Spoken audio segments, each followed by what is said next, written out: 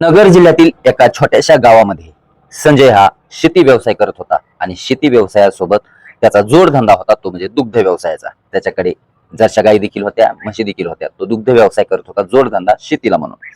त्यामुळे त्याची दिवसभर कामामध्ये वेळ जात होती आणि सकाळी घराच्या बाहेर पडल्यानंतर तो संध्याकाळपर्यंत घरी येत नव्हता.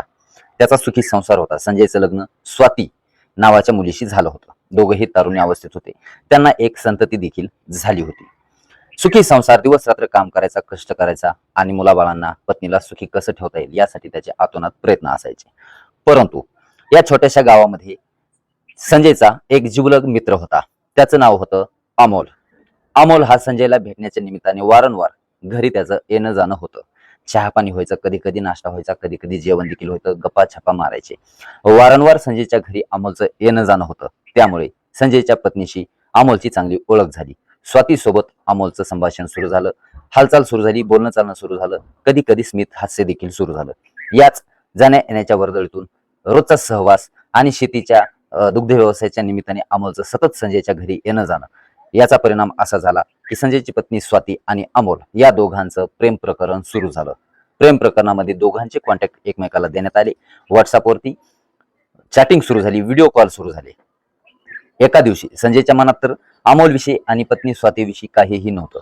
परंतु एका दिवशी घडलं असं की संजय हा शेतातील अपेक्षित वेळेपेक्षा, जो रेग्युलर घरी येत होता त्या टायमापेक्षा थोडं लवकर अचानक घरी आला.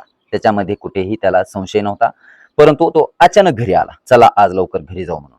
ज्या वेळेला तो घरी आला त्यावेळेला अमोल आणि स्वाती या दोघांमध्ये काहीतरी रिलेशनशिप चालू आहे, काही ना काहीतरी घोळ चालू आहे असं त्याला निदर्शनास आलं. कारण अमोल हा घराच्या बाहेर पडला होता ज्या वेळेला संजय घराच्या जवळ गेला होता. परंतु अमोलने संजयला पाहिलं नव्हतं. फक्त संजयला अमोल घराच्या बाहेर पडताना दिसला होता. त्यावेळेला संजय घरामध्ये गेला. त्यावेळेला घरामधील संपूर्ण साहित्य, अवस्था पाहून संजयच्या मनामध्ये संशय निर्माण झाला आणि त्याने स्वाती सोबत चर्चा केली, परंतु स्वातीने साफ नकार दिला.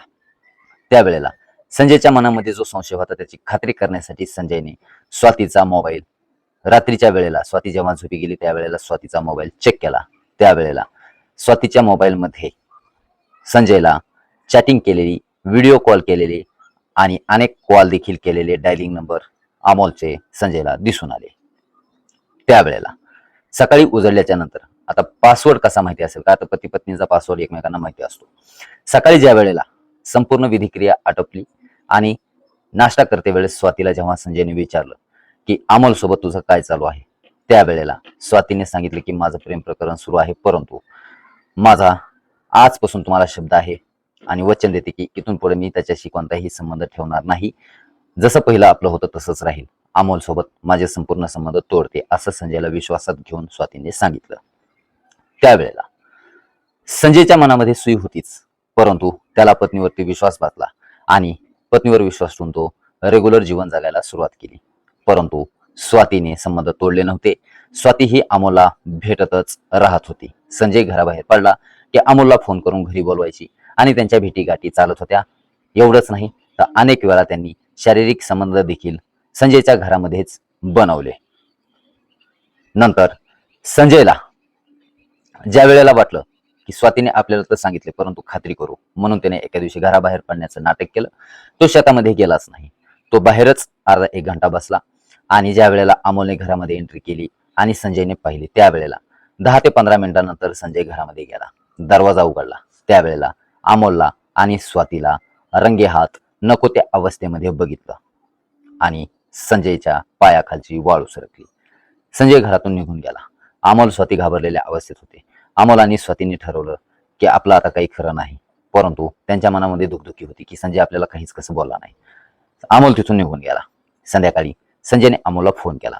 अमोलला एका निर्जन स्थळी बोलवून घेतलं आणि त्या ठिकाणी त्याचा काटा काढला. त्याचा मृतदेह जागीच सोडला आणि संजय तिथून निघून गेला. घरी येऊन झोपी गेला. सकाळी पोलिसांना निर्जन स्थळी मृतदेह सापडला. लोकांनी पाहिला, पोलिसांना कळवलं. पोलीस आले, मृतदेह ताब्यात घेतला आणि पीएम करण्यासाठी हॉस्पिटलमध्ये घेऊन नेण्यात आला. हॉस्पिटलमध्ये रिपोर्ट आला, त्याचा खून केल्याचं निष्पन्न झालं.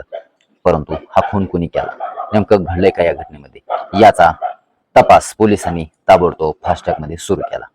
पोलिसांना निदर्शनास आलं की अमोलचं आणि स्वातीचं अनैतिक संबंध होतं, अफेअर लव्ह अफेअर होतं, विवाहबाह्य संबंध होते.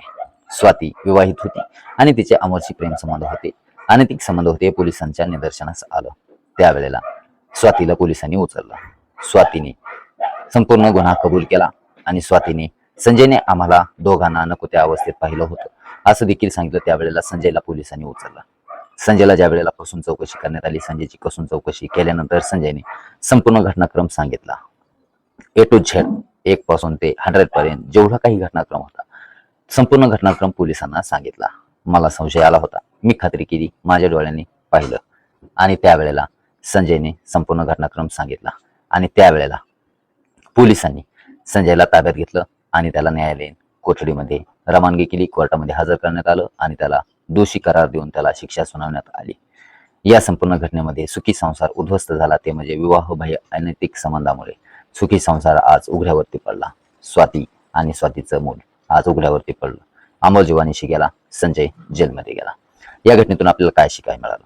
आपली प्रतिक्रिया कमेंट बॉक्समध्ये नक्की कळवा. रिअल मराठी क्राईम स्टोरीज पाहण्यासाठी MMG न्यूज मराठी चॅनलला सबस्क्राईब करा, बेल आयकॉन घंटेला प्रेस करा. मराठी क्राईम स्टोरीज फक्त रिअल आपल्या चॅनलवर पाहायला मिळते, ऐकायला मिळते.